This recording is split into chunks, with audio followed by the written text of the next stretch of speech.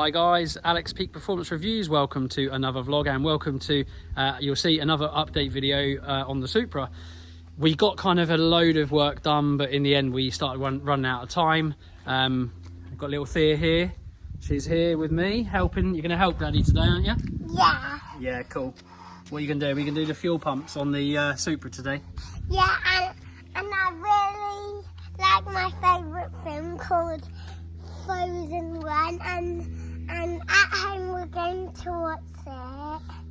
Yeah, basically after this we are going to go home and watch Frozen apparently, so yeah, this is all good. So yeah, I've got the Supra, like I say, a bit of an update video. I'm going to try and get out of the sun that's in my eyes. Yeah, a bit of an update video on that. You've probably seen that we've done a little bit of a video about, you know, what we were doing trying to get this issue. We did see on logs that it was saying that it was a fuel pressure issue, because they didn't get a proper log, which I'm going to try and get a proper log today, obviously after looking at a few things before I go for a drive. I'm going to try something to get the Cyvix to start reading. For some reason, I don't know why, but it's not doing a data log. But I've got a remedy for it. Remain at Race Cows basically said to me, change the starting RPM to 50 RPM basically. So as soon as it cranks over, it should start a log straight away. I don't know why it wouldn't after 1000 RPM it's on anyway. I'm not sure, but apparently that should help it do it if it's not doing it. But for some reason, it just doesn't seem to log. I've tried everything, I think, but it's probably just me being dumb to the system, should I say. But yeah, I'm going to get a log. I'm going to get the fuel pumps out, and I'm going to have a look at the fuel filter socks first and foremost, because that's the first port of call to look at. I've got some brand new socks I've bought from Ross Sport, so big up Ross Sport. Links in the bio to them. They're really, really cool guys. I've spoke to them loads of times. They've done a bit of time attack, got some fast BMWs, but mainly known for their really ultra fast Evos, Mitsubishi Evos. So awesome guys there. Hello. So yeah, we're going to crack on with that. I'll show you the install of the new socks. I'm hoping that I see some ugly looking socks, ugly looking filter socks, because that would then tell me that was the issue.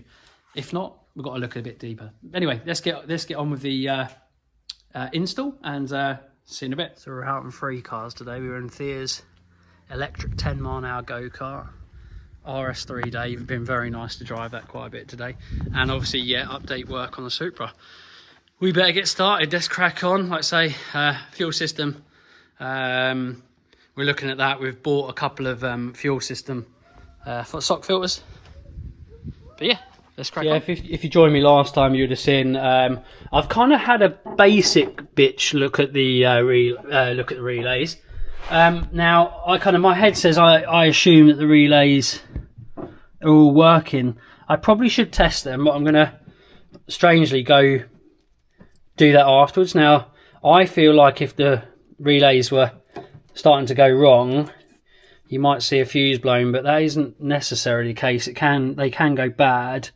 So I will probably look at testing those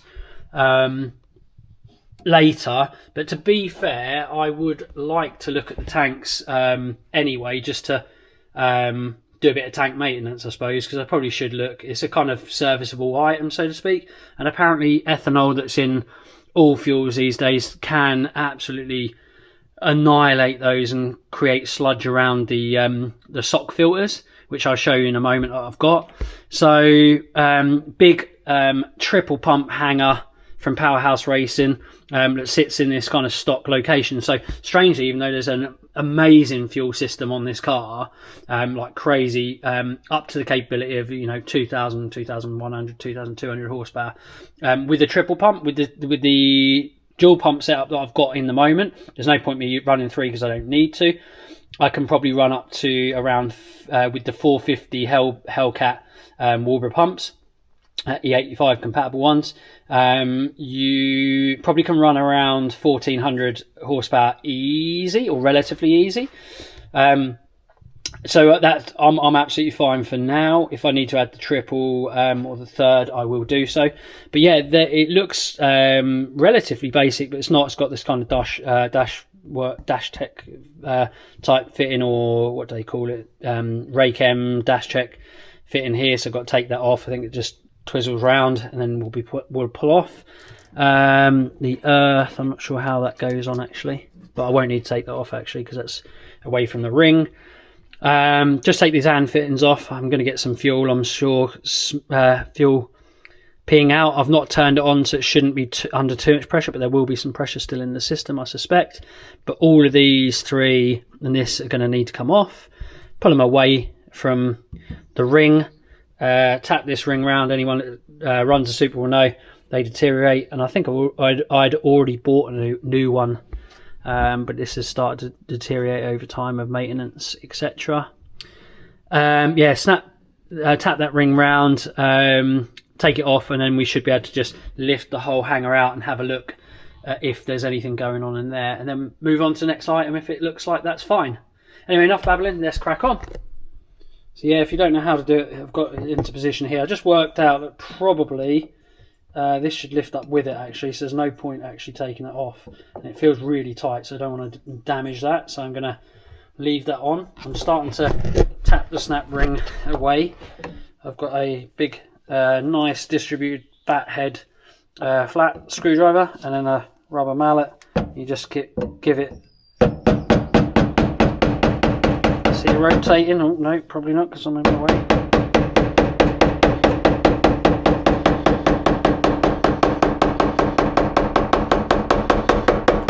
It's moving easier than I thought, thankfully.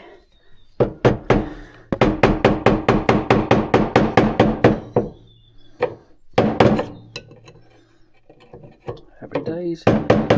Just keep doing that until it's off. Right, see you in a sec. Right, I was about to say snap ring, but no, the little lock ring, thread lock ring is off, so the pump is, I feel it's loose.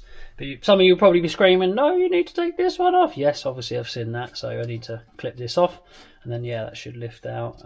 Yeah, you will get a little bit of fuel, especially out of the higher flow non-return lines, the feed lines, as you'd expect, and they just put them up in a orientation where they're not going to keep dropping down, but they're not going to, they're not under pressure anymore, so you're going to get a, I don't know, 30-40 milliliter of fuel probably. Just wipe it all away, make sure it's really dry when it comes to putting it back on, because it just potential of a bit of ignition and spark with oxygen, unlikely but possible, so reduce the risk of possible to none is always better. Let's get this out and crack on, see what's going. Oh, well, the vent pipe was an absolute pig. I'm guessing that's a barb fitting, I don't know. This has just got a little nipply end and it's not so bad, so I took it off this end and that was even hard, still pretty hard. Just did that kind of thing and then give it a wiggle and a pull. It weren't so bad. So yeah, yeah, that clip almost won't need to be on there. It's not coming off anywhere. So I say there's not much pressure in that.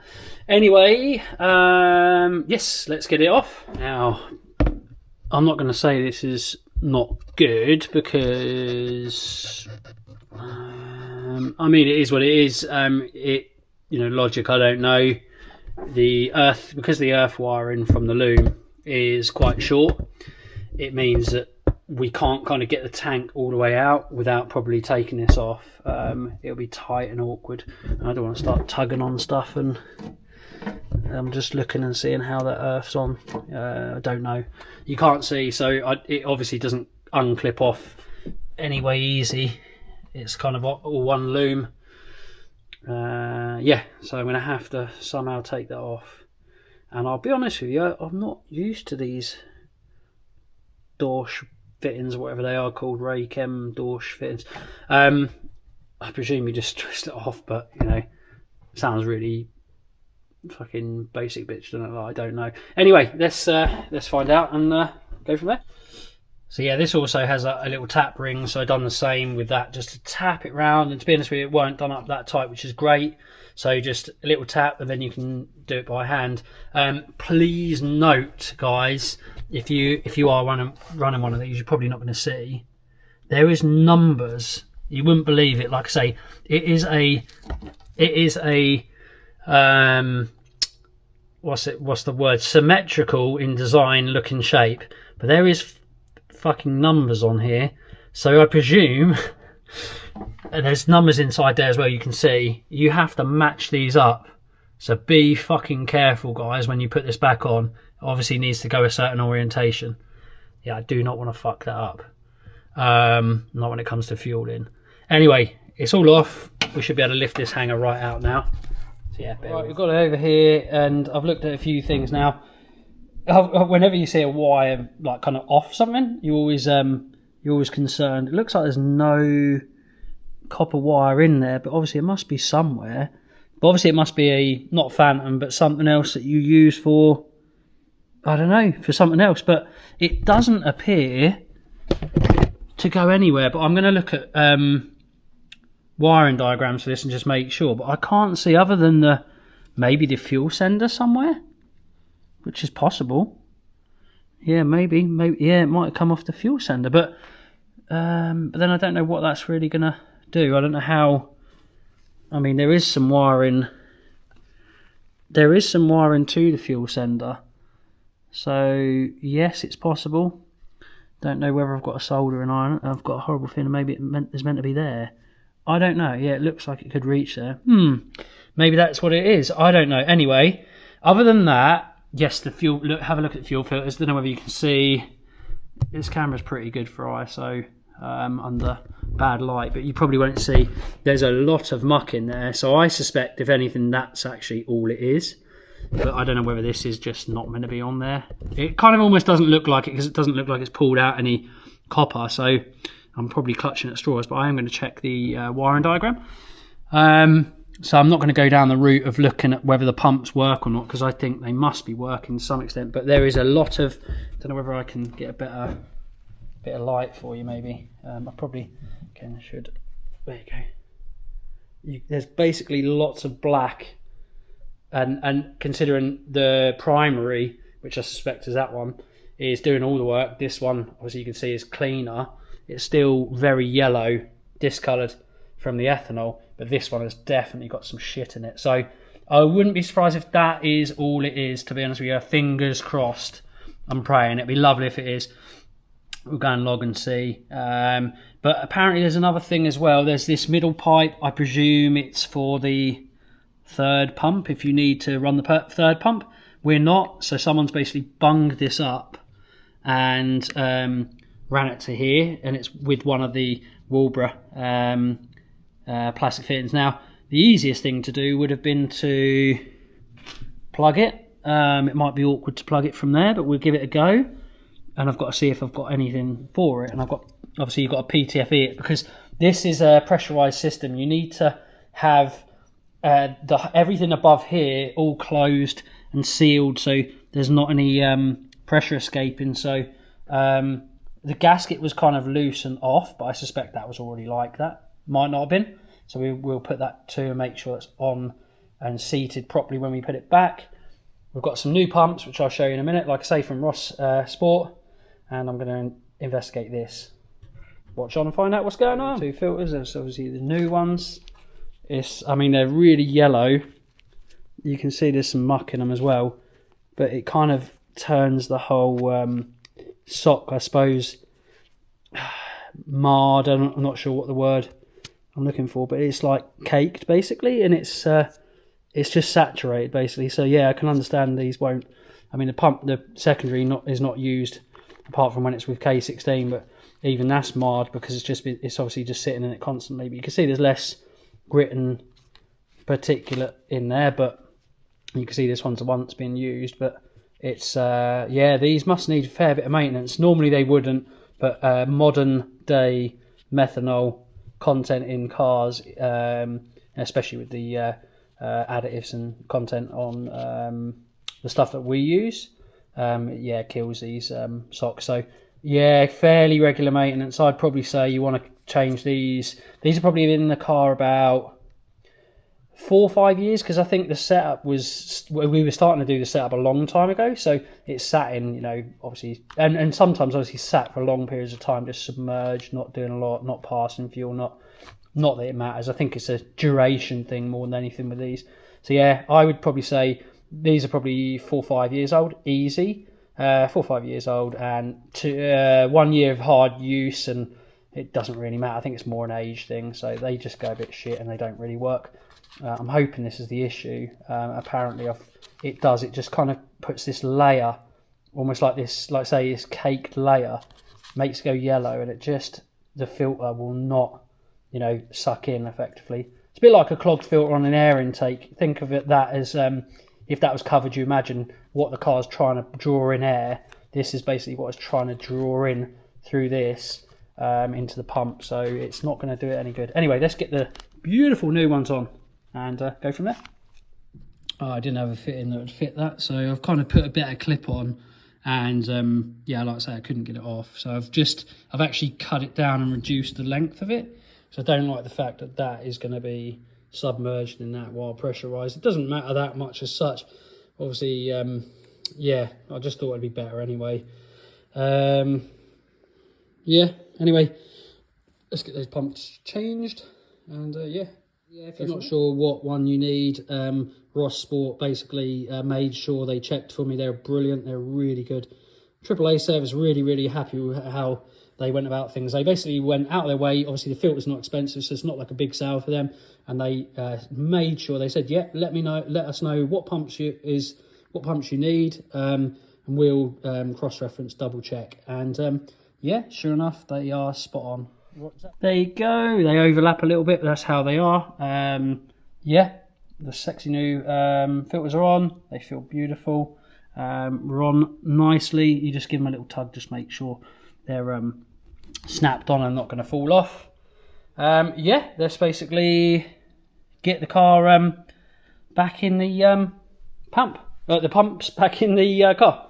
So we are all done. Just need to put the battery back on, fire the car up, give it the signal for data logging, and yeah, go out for a quick run and see what's going down and see how it seems. Obviously, when we turn it on, crank it over. I'm going to allow it to get fuel pressure, and then I'm going to turn up the ignition. I'm going to keep doing it quite a few times. I know the Cyvex is really good. To be fair, all it will do is, I'm sure it won't start if I try to start it up really quickly, because there'll be a lack of fuel and fuel pressure up to the pumps straight away. Ironic, that's been what it's been having an issue with. So I'll let it prime the pumps quite a few times. It probably won't need that many, if even one, to be fair. A bit of a crank over, eventually it'll get fuel pressure and start, but I'm going to just crank it over, on, off, about 3-4 times, and then go for a start. Let's get the laptop all fired up and go from there. Right, so we've just connected to the ECU. Obviously got ignition on, device, connect. It connects in SCAL. Go to down to login functions, data login engine speed, and you've got to go edit, type in a value, and then press OK. Then you go to device and program. When you do device and program, it then learns that new setting. You'll hear the pump on some cars like this fire up and kind of re-kick in. Then it's ready to go. So yeah, we're going to go onto the login functions and get logging.